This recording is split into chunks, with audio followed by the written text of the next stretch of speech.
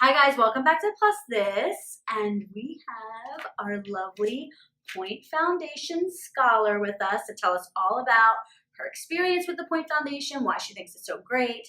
Please welcome Kerri Rose Cecil. Cecil. Cecile? I love Cecile. Cecile! She's like, we were question. Every time. Kerri Rose Cecile? I mean, get it together, Dee. Dee cannot. It's like I get nervous, Kerri, and I all of a sudden go, Kerri, can you tell us what the Point Foundation is and how it has affected you? Well, the Point Foundation is the nation's largest LGBTQ scholarship granting organization that helps lesbian, gay, bisexual, transgender students of merit. and you're of merit. That's you. You are of merit. You should have a medal right on. Stop. Yeah, right there. Excellent. So how did you come about? How did you find it? So I actually started off as a community college scholarship recipients. They don't call them scholars. In their inaugural year, they sent out flyers to all of the community colleges that were local. And I had helped start an organization called the Spectrum Alliance Club. And so I basically, it's a club that helps kind of like build community within the LGBT community on campus. And so I basically encouraged everybody else to. And then like on the deadline, I was like, you know what? I deserve it too. So I went and applied, and I ended up getting the community college scholarship as well, which kind of introduced me to Point Family. You did go to community college for 2 years as a filmmaker. Yes, I actually graduated there, becoming the first person in my family to graduate from college. Congratulations! Thank you. That's very exciting. Eat your heart out, mother. Yeah, Mom. Yeah, mother dearest. So, because I actually was not planning on transferring to university. I mean, that's a whole nother scary, kind of worms right there. I was already in my 40s, and I was like, What? She looks good, girl. Yeah. Yes. How Excellent. we We're making it work. We're making it work for us. We're making it work. Yeah. Because Nobody knows. It's Hollywood. It was terrifying, and but I spoke out to the universe, and I was like, you know what? If this is meant to be, then I will get this scholarship, because basically it would help me to be able to finish getting all of my transfer requirements. Because at that point, I had already finished the film and television program at LACC. So I basically had everything I needed to graduate, but in order to get into university, that means you're going to tackle math. The community college scholarship, helped me focus on taking those classes so that I could transfer. And then you chose the hardest school in LA to get into. yeah. And just tell them. Yeah. School called USC. Yeah. USC, y'all. That's where she was tracing from. The rate of acceptance is 0.08. Wow. And That's a party. Sorry. Yeah. I'm like, what? I actually had to apply because I got the community scholarship, the community college scholarship, and then I had to reapply to get the big scholarship, which is the Point Scholarship, which was nerve-wracking. I mean, you had to write essays. And what is the difference between the two scholarships for people who don't know? Okay, so the community college scholarship is way less money, and it's for you to finish community college, and it's for people that are planning on transferring to university. So they invest in helping you get your transfer requirements done, and it's sponsored through Wells Fargo. They believed in me enough that they actually gave me the scholarship before I actually got my acceptance letter at USC, because they believed that I was going to get into USC, because I believed I was going to get into USC. It was just the most amazing, their phone call, Kerri, you got the scholarship, and then a week later, USC sent out their acceptance books. Oh my gosh, I'm so I know. emotional I'm about totally it. crying right now, guys. Totally crying. So great. It was the most amazing experience of my life. What'd you have to do to get into USC? So I had to submit a film, and then of course a bunch of essays. My GPA was good. I was at a 3.7, so I was in their GPA requirement, and I had followed like a stickler transfer requirement. So I took all the classes I needed to come in as a junior. Great. Which Point Foundation helped me out with greatly because they don't just give you the community college scholarship. They actually guide you on what you can do to improve your odds of getting into university. They helped me with writing my essays to USC. What was your film about? I have a little short film that I call it the short film that can. It actually was the same film that I submitted to some film festivals back a few years back, and it won me Best Short Film of the Year in a film festival in Germany. Wow! And won my Best Actress of the Year in a short film. So that's awesome. So I just kind of like took that one and like revamped it a little bit, made it more 2016. Okay. Made it black and white, and I submitted it, and apparently they liked it because you're .08. I would love for you to talk a little bit more about the mentorship side of the Point Foundation and what they offer, because you have an amazing mentor. Not to. I do. So part of being a Point Scholar is they hook you up with a mentor, and a mentor that's usually in your field. Since I'm studying film and television, they hooked me up with Peter Nowak. He goes by Pete. Hi, Pete. Just Pete. What's up, to get away Pete? with murder. Hey, that's all. How to get away with murder. Y'all. Just Like, wrote that. wrote Created that it. little show. You might have heard of it. You might have. Might be on a little night called Shondaland just night. Viola Davis winning all the awards on it. That's all. He is so down to earth. It was just amazing. Like we met for and had lunch, and he was just really like he was a fan of me, and I'm like, okay. He's like, that's really cool. It was amazing for them to hook us up. It doesn't always go down like that. They don't always, but for some reason the universe was aligned. I mean, the universe has just been kicking ass for you. Well, I believe in the law of attraction, and I believe that what we give out in the world comes back to us. So that's a great thing, and you are giving back in just being you and telling your story. And true. I'm just wondering, has anyone approached you about like being grateful that you're taking this risk in your life and like the things that you are doing, like even family members? When you say you're the only first family member to have gone through college, like is there do you have family members who are affected who are really like, oh, maybe I can do that too? Well, I come from trailer trash. Not to knock my entire family. Well, yeah, I'm good at this. Yeah, it's hard for me to stay in a position of like acceptance of my family when I've done everything I can to be the success I am today, and they will never see me as that success because I'm transgender. Mm. So to know there's human beings out there that think I am less than them, even though I've shown that I'm more than them, they've totally alienate me. I mean, I have family here in California that just doesn't want nothing to do with me. Mm-hmm. I have family in Minnesota, all over the place, and it's. So you probably have a lot of chosen family. I do. I have chosen family. That's what's great about LA. I think that it's a more embracing community, and people like find their families here with their friends. We do. Absolutely. And I'm sure that when you're in the position of power, because you will be, not witchy poo. Just here, we're gonna witchy poo. Your Oscar winner, and you'll Emmy, Golden Globe, EGOT, whatever's happening. So that when you're in the position that you lend a helping hand, I mean, I find that that's sort of what the legacy of Point is becoming. Exactly. Right? When we got to go to the gala last year, and you see how once the person who was the student is now the mentor, like how it all like connects in this big family. Yeah, like how Kevin Spacey says that they send the elevator back down. Yeah.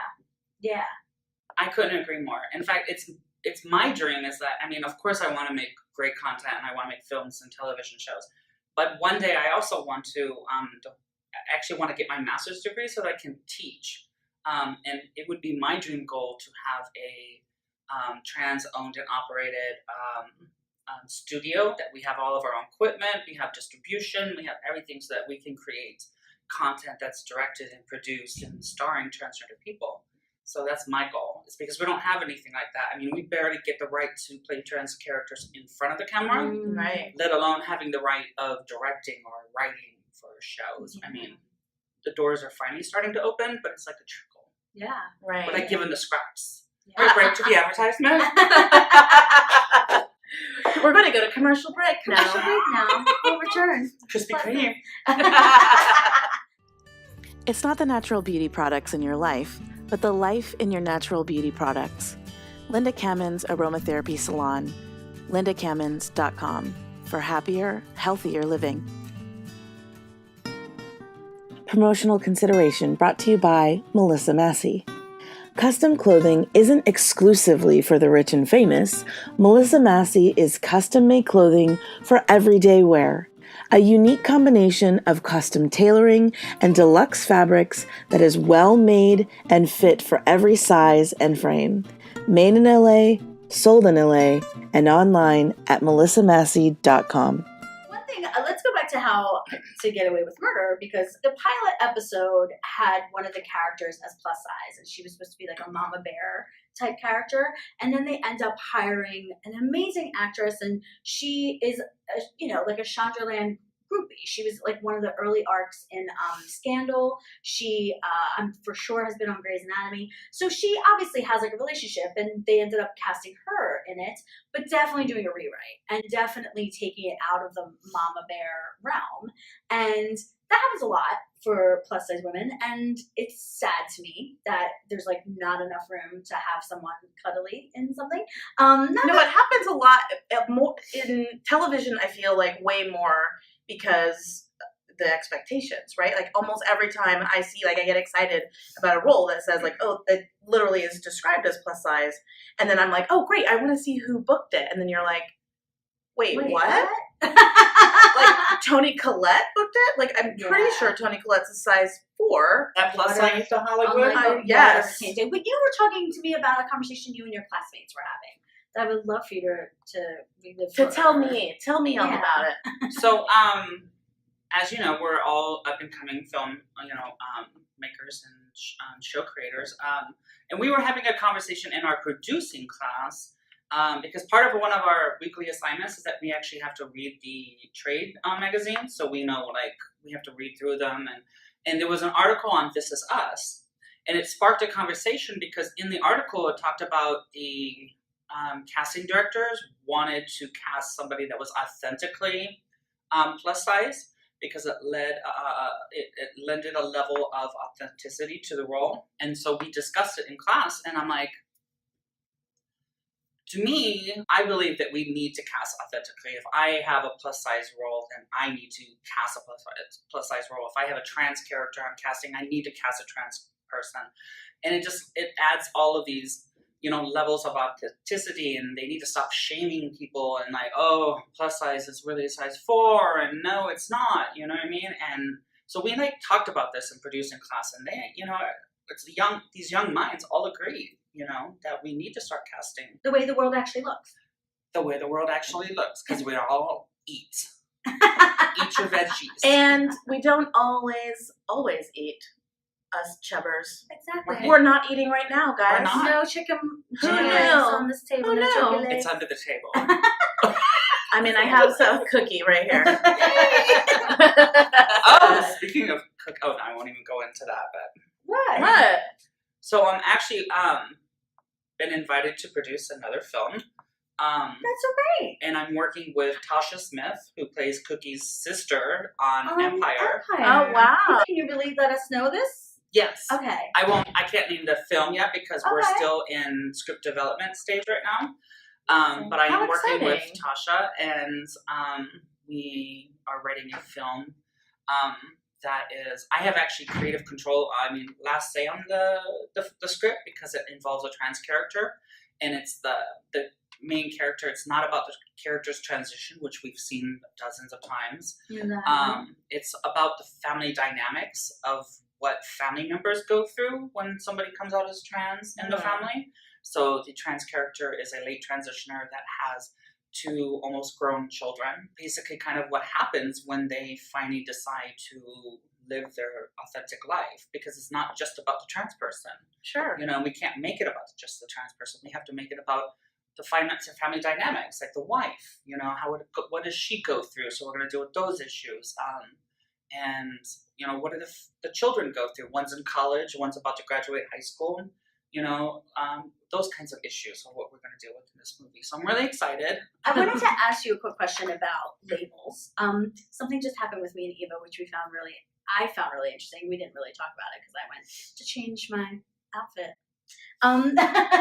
But Okay. we She's putting me on the spot. Totally guys. putting her on the spot, but I know she can handle it. So we checked out another space in the office to film, and it was like a bunch of guys who were like, "Look, this is beautiful office, isn't it beautifully designed?" And we're like, "Oh my god, it's so beautiful!" But those chairs are so low to the ground, and you know, fat girls don't look good when you're sitting in those chairs. Like that's what we say about ourselves. Like we call ourselves fat. Like we have found like a freedom in it. It's just a describer. But what you just did was what everyone did. It was like, oh, like how dare you use the F word? So I just wanted to talk a little bit about labels because it is tough, and we have found out the hard way sometimes that just because we think somebody identifies with us does not mean they want to identify as fat.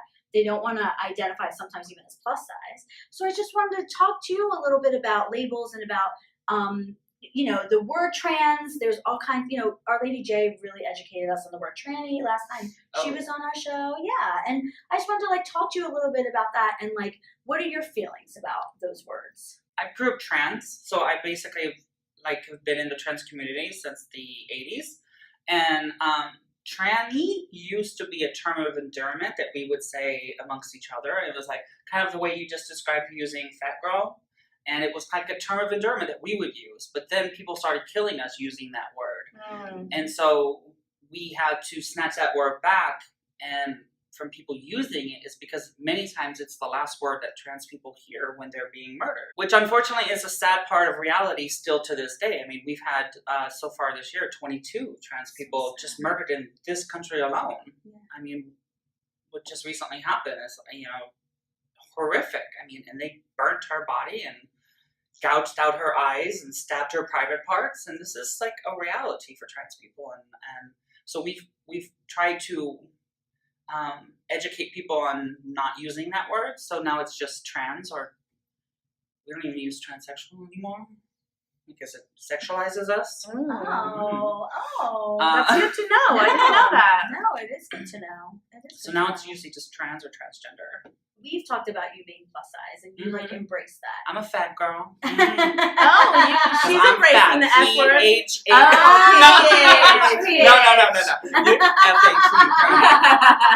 That's the Krispy Kremes I took down on the way here. Do you find, have you always been the size you are? Actually, no. Well, I've always been big. I mean, I'm a big corn-fed girl. You know what I mean? My mama slapped the doctor when I came out. No, I was a really big baby. Like, I was almost 12 pounds. Whoa! Like, my head was gigantic. So I didn't actually start gaining the weight until I got into my late 30s. But I've always been, like, to me, skinny is a size 16. Okay. Yeah. You know? So how do you find shopping? Nightmarish. But we talked about how, like, you ordered a dress from Torrid and it hasn't arrived yet. And now we're scrambling to figure out what to wear on Saturday. Completely scrambling. Trying to scramble that and full load of classes. Yeah. So right. And I still got to fit in a manicure and a pedicure. That's right. That's right. You gotta get your hair done on the day of, you know. But there's not a lot of brick and mortar places for plus size girls to shop for gowns specifically. Yeah, absolutely. It's good. The higher end is really, really difficult. What is something you want us to leave our viewers with as far as you and the Point Foundation? What would you say, like, if you imagined yourself before this all happened to you, right? What would you say to yourself before all of this happened? If you could give yourself like a something to hold on to. That anything is possible. So believe. If you can believe it, if you can see it in your mind's eye, and you're willing to do the work to make that happen, then the world is there for us to conquer. You know, nothing is impossible. I always used to say that even back then, but I didn't truly, fully, 100% believe it. And then I started, and then stuff started happening. And now I'm like, wow! Affirmations and witching. Lots of witching. Yes.